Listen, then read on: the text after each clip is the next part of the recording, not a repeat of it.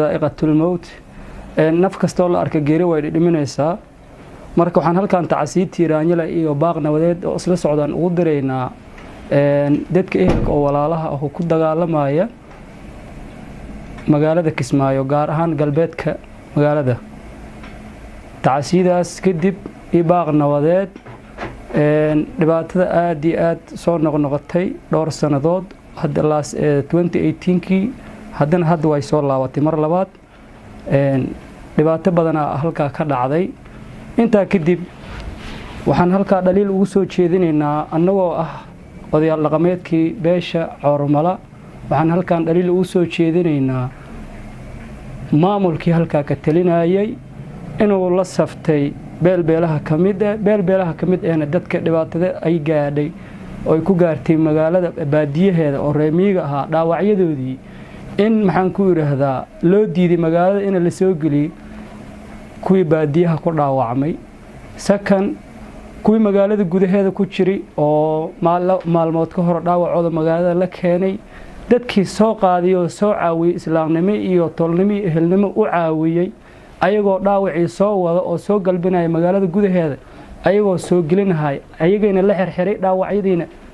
qol gooni ee lagu xareeyay waan wax ka baxsan islaamnimada iyo Soomaalinimada weeyaan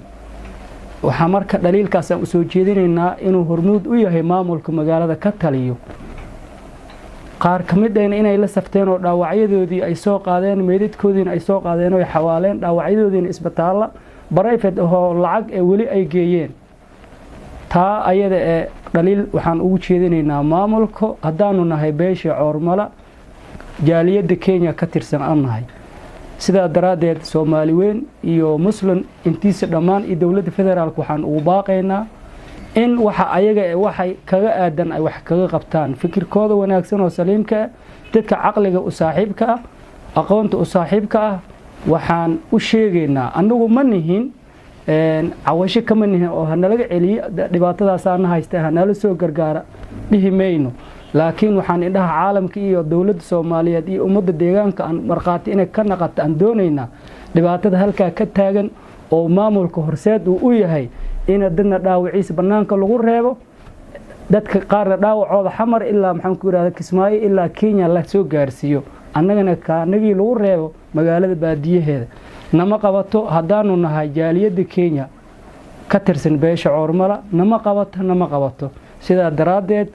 waxaan u sheegaynaa mar labaad aan baaqiga ku celinaya beeshan waxaan leeyahay ha qaadato nabadda ummadda Soomaaliyeed ay qaadatay ay u soo garatay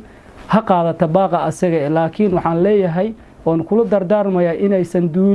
duulaan ay ku qaadan reer Soomaaliyeed oo meel degan duulaan aysan ku qaadin cidii soo duushino difaac inay ka gasho diinta islaamka farayso sida hadda wararka aan ku haynin